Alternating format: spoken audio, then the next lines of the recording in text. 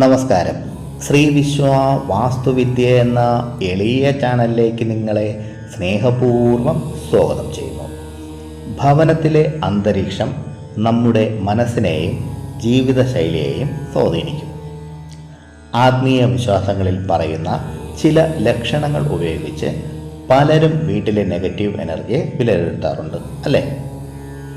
നമ്മൾ താമസിക്കുന്ന വീട് വെറും 4 ചുമരുകൾ മാത്രമല്ല, നമ്മുടെ ചിന്തകളും വികാരങ്ങളും സന്തോഷവും സമാധാനവും വളരുന്ന ഒരു ഇടമാണ് വീട്. എന്നാൽ ചില വീടുകളിൽ കയറുമ്പോൾ തന്നെ ഒരു അസ്വസ്ഥത അനുഭവപ്പെടാറുണ്ട്. കാരണം അറിയാതെ മനസ്സിൽ ഒരു ഭാരം അനുഭവപ്പെടുക, കുടുംബത്തിൽ സമാധാനം കുറയുക, എപ്പോഴും നെഗറ്റീവ് ചിന്തകൾ വരിക തുടങ്ങിയ അനുഭവങ്ങൾ ചിലർ പങ്കുവയ്ക്കാറുണ്ട്. ചിലപ്പോൾ നിങ്ങൾക്ക് തോന്നിയിട്ടും ഉണ്ടാകാം. വാസ്തുശാസ്ത്രത്തിൽ ഇതിനെ പലപ്പോഴും നെഗറ്റീവ് എനർജി അല്ലെങ്കിൽ ഊർജ അസന്തുലനാവസ്ഥ എന്നാണ് പറയുന്നത്. ഈ അധ്യായത്തിൽ ഭവനത്തിൽ നെഗറ്റീവ് അന്തരീക്ഷം ഉണ്ടോ എന്ന് തിരിച്ചറിയാൻ സഹായിക്കുന്ന 7 പ്രധാന ലക്ഷണങ്ങൾ എന്തൊക്കെയെന്ന് നോക്കാം. ഈ വീഡിയോ മുഴുവനും കാണാൻ ശ്രമിക്കുക. കാരണം ഭവനത്തിലെ പോസിറ്റീവ് എനർജി വർദ്ധിപ്പിക്കാൻ ചില ലളിതമായ മാർഗങ്ങളും പറയുന്നതാണ്.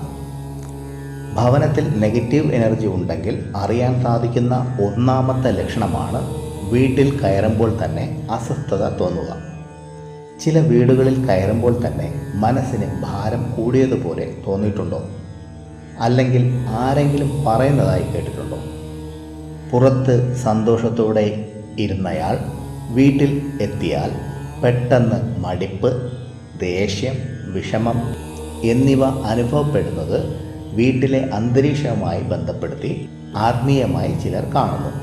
വീട്ടിലെ വൃത്തിയില്ലായ്മ, വെളിച്ചക്കുറവ്, വായുസഞ്ചാരമില്ലായ്മ എന്നിവയും മനസ്സിനെ ബാധിക്കാറുണ്ട്. അതുകൊണ്ട് ആദ്യം ശ്രദ്ധിക്കേണ്ടത് വീട് എപ്പോഴും ഇരുണ്ടതാണോ, വായുസഞ്ചാരം കുറവാണോ, അനാവശ്യ സാധനങ്ങൾ കൂട്ടിയിട്ടിട്ടുണ്ടോ എന്നതാണ്. രണ്ടാമത്തെ ലക്ഷണമാണ് കുടുംബത്തിൽ ചെറിയ കാര്യത്തിനും ഇടയ്ക്കിടയ്ക്ക് വഴക്കുകൾ ഉണ്ടാവുക. സ്നേഹവും സമാധാനവും നിറഞ്ഞിരിക്കേണ്ട ഒരു സ്ഥലമാണ് വീട്. എന്നാൽ ചെറിയ കാര്യങ്ങൾക്ക് പോലും വലിയ തർക്കങ്ങളായി മാറുന്നു. വീട്ടിലെ എല്ലാവർക്കും പെട്ടെന്ന് ദേഷ്യം വരിക, അതുപോലെ പരസ്പരം മനസ്സിലാക്കാൻ കഴിയാതിരിക്കുക തുടങ്ങിയ കാര്യങ്ങൾ നെഗറ്റീവ് അന്തരീക്ഷത്തിൻ്റെ ലക്ഷണങ്ങളാണ്. വാസ്തുശാസ്ത്രത്തിൽ ഭവനത്തിൻ്റെ ദിശകൾ, അതുപോലെ ക്രമീകരണം, അന്തരീക്ഷം മനോഭാവത്തെ സ്വാധീനിക്കുന്നു. അതോടൊപ്പം കുടുംബാംഗങ്ങൾ തമ്മിലുള്ള ആശയവിനിമയവും വളരെ പ്രധാനപ്പെട്ടതാണ്. ഭവനത്തിൽ മോശം ഊർജം ഉണ്ടോ എന്ന് മനസ്സിലാക്കി തരുന്ന മൂന്നാമത്തെ ലക്ഷണമാണ് ഉറക്കത്തിലെ അസ്വസ്ഥതകളും മോശം സ്വപ്നങ്ങളും. ഉറക്കം ശരീരത്തിന് മാത്രമല്ല, മനസ്സിനും അത്യാവശ്യമാണ്. ഭവനത്തിൽ സ്ഥിരമായി ഉറക്കമില്ലായ്മ, ഭയപ്പെടുത്തുന്നതും വൃത്തികെട്ടതുമായ സ്വപ്നങ്ങൾ, അതുപോലെ രാവിലെ എഴുന്നേൽക്കുമ്പോൾ ക്ഷീണം എന്നിവ അനുഭവപ്പെടുമ്പോൾ ചില ആത്മീയ വിശ്വാസങ്ങളിൽ ഇതിനെയും നെഗറ്റീവ് ഊർജവുമായി കാണാറുണ്ട്. കിടപ്പുമുറിയുടെ സ്ഥാനം, വൃത്തിയും ശാന്തതയും ഉറക്കത്തെ ബാധിക്കുന്ന ഘടകങ്ങളാണ്. അതുപോലെ കിടപ്പുമുറിയിൽ മറ്റ് ചില കാര്യങ്ങൾ കൂടി ശ്രദ്ധിക്കുക.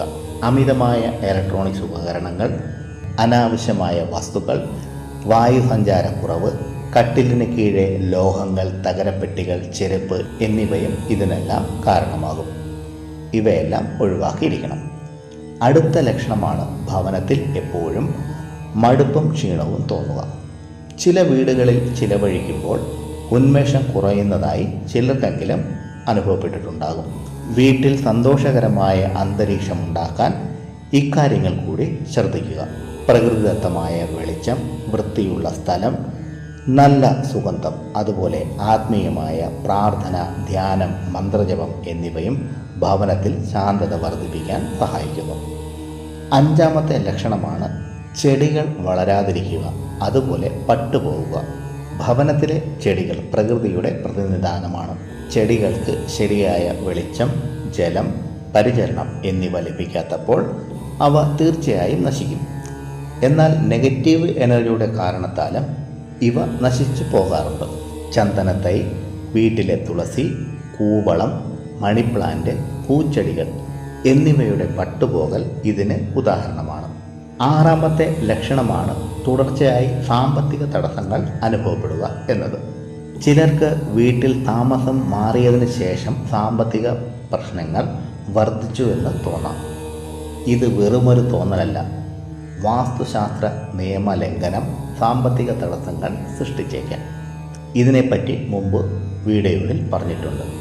ധനപരമായ കാര്യങ്ങൾക്കായി ഭവനത്തിൽ ശ്രദ്ധിക്കേണ്ട വാസ്തു നിയമങ്ങളെപ്പറ്റി പറഞ്ഞിരിക്കുന്ന വീഡിയോ യഥാർത്ഥ വാസ്തുശാസ്ത്രം എന്ന പ്ലേലിസ്റ്റിൽ കയറി നോക്കുക.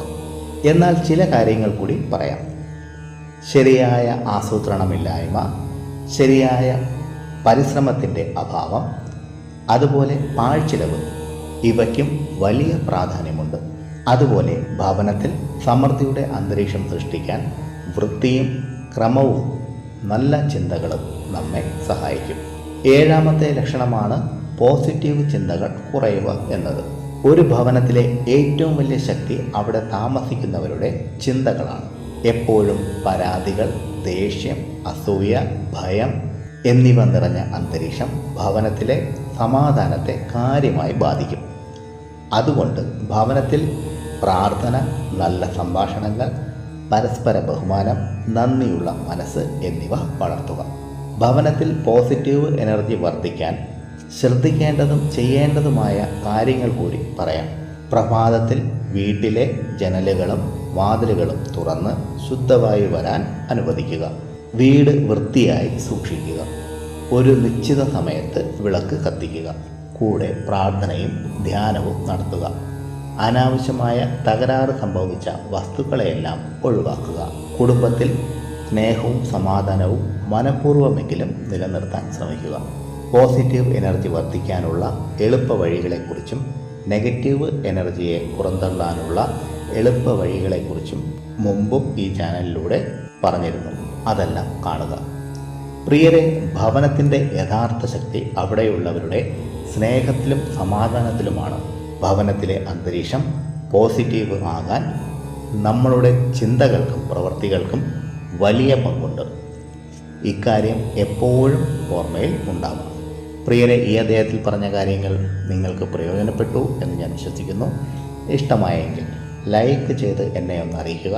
മറ്റുള്ളവർക്ക് പ്രയോജനപ്പെടുന്ന രീതിയിൽ എന്തെങ്കിലും ഉണ്ടെങ്കിൽ ഷെയർ ചെയ്യാനും ഈ ചാനലിലെ പഴയ വീഡിയോകളും കാണുക.